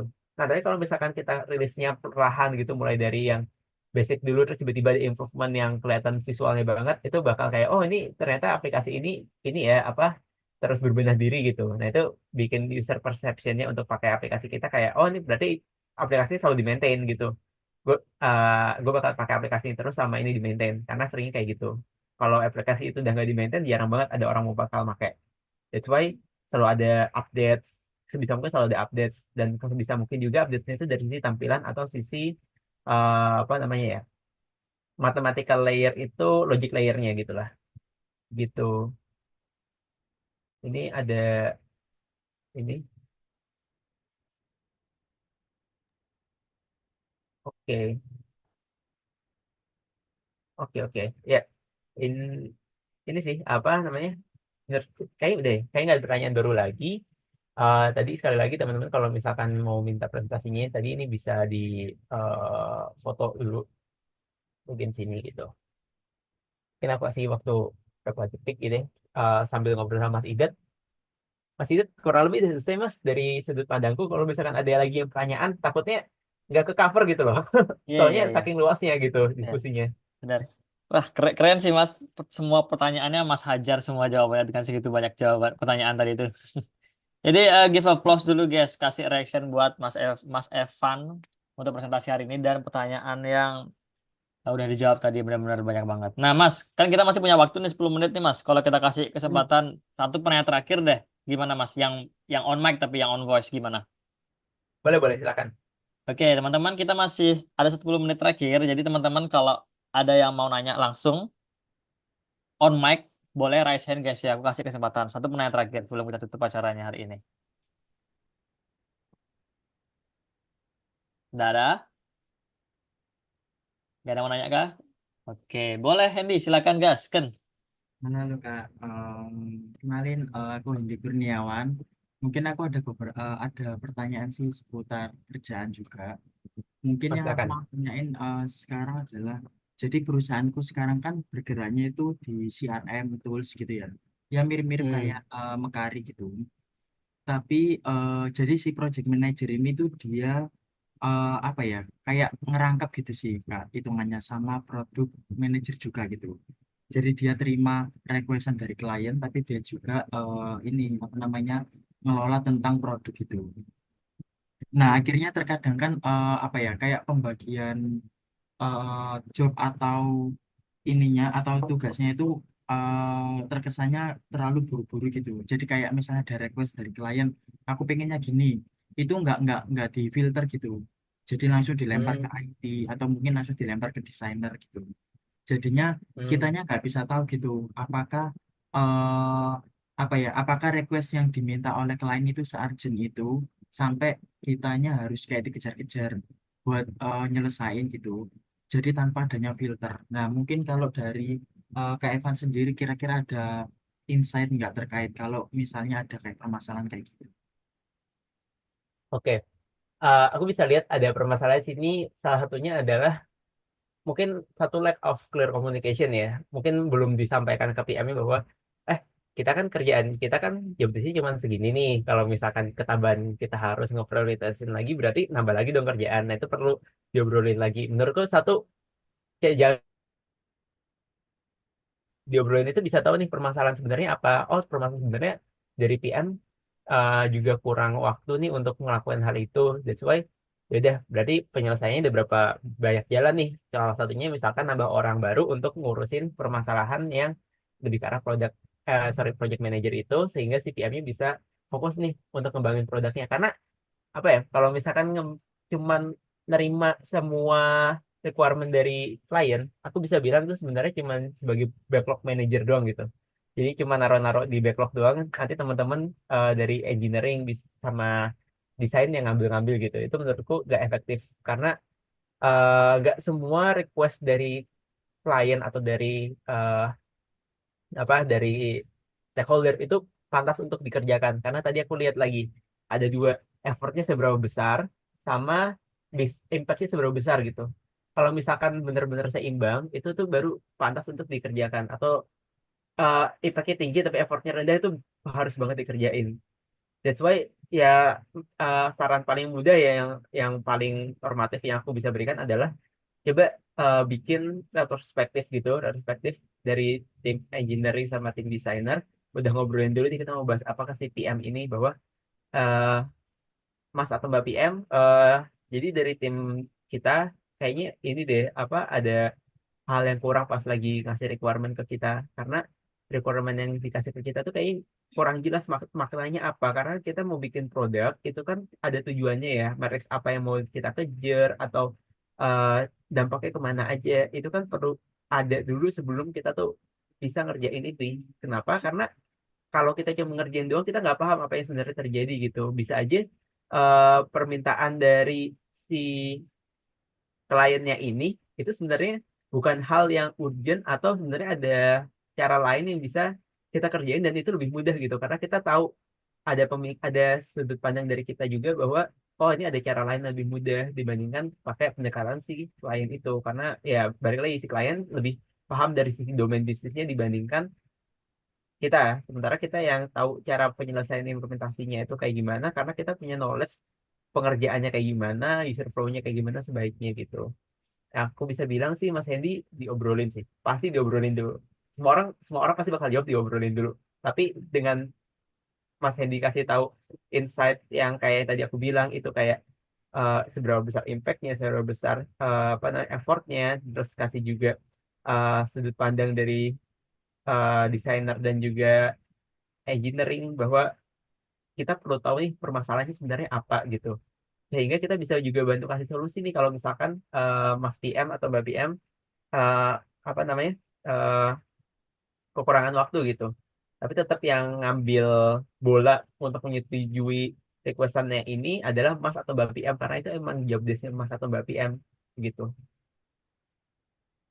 Oke, Gitu sih oke. Mas Edi. Semoga terjawab ya Mas. Soalnya Ya, eh it- aman Mas sudah deh. aman, aman, aman, aman, Kak. Udah lumayan ini sih, lumayan dapat insight baru gitu terkait permasalahannya. Oke, thank you, Kak. Hmm, Oke. Oke, thank you Iya pertanyaannya soalnya Andy. Hmm? ya aku ngasih tambahan dikit ya Mas. Boleh, Juga. boleh. Karena hal yang ini nih terjadi juga banyak terjadi di aku. Mungkin aku bukan yang bagian yang itu, cuman tadi aku ceritain apa namanya, aku awalnya nggak punya kerjaan wireframe, tiba-tiba ketambahan kerjaan suruh bikin wireframe. That's why kadang malah gue kekurangan waktu diskusi sama tim bisnis karena pekerjaan gue makin banyak juga kan. Nah itu dia akhirnya diobrolin lagi sama tim, terus di escalate ke manajemen. Ternyata ya kita emang butuh PM tambahan gitu. Makanya sempat gue ngerasain megang PM tambahan lagi gitu, product manager tambahan untuk membantu pekerjaan gue gitu sih, eh Mas Idet. Sorry Mas Hendy. Oke, thank you jawabannya Mas Evan. Eh, jadi karena kita udah habisan waktu, jadi kayaknya acaranya kita sudahi. Tapi sebelum itu aku pengen ngasih tahu buat teman-teman nanti grup WhatsApp-nya aku bakal kirim lagi form feedback untuk Vikiros Community syarat sertifikat. Terus nanti aku juga bakal share link untuk feedback ke Mas Evan juga. Jadi jangan live di grup dulu. Terus untuk teman-teman yang di YouTube yang nanya untuk formnya itu, silakan teman-teman boleh juga untuk isi form feedbacknya itu, walau teman-teman nggak joinin sekarang juga boleh isi form feedback untuk Fikiro sama form feedback untuk Mas Evannya biar dapat rekamannya gitu. Sebelum nutup acara, eh, seperti biasa Mas, seperti event-event sebelumnya kita biar ada dokumentasi gitu, boleh minta kita foto bareng gitu. Jadi buat teman-teman yuk foto bareng sama Mas Evan. Jadi on cam dulu yuk semua yuk. Mau sudah mandi atau belum, pokoknya on cam aja. Oke, Mas Fikar udah ganteng, Hendy selalu ganteng, Rera selalu cantik, Kak Fitri, hai. Mas Kaldra itu belum kelihatan Mas Kaldra. Oke, Mas Yudit, aman Mas Yudit. Pondok IT Ahmad tadi kayaknya on cam deh, Mas. Nah, Ilham Maulana. Yuk, yuk teman-teman on cam, on cam. Oke, karena kameraku agak rusak, jadi aku boleh minta tolong Mas Kaldra untuk bantu nge-screenshot ya Mas Kaldra ya. Nanti aku kasih aba-aba 1, 2, 3, Mas Kaldra boleh screenshot-screenshot aja ya. Nanti spam Oke aja oke. screenshotnya lah.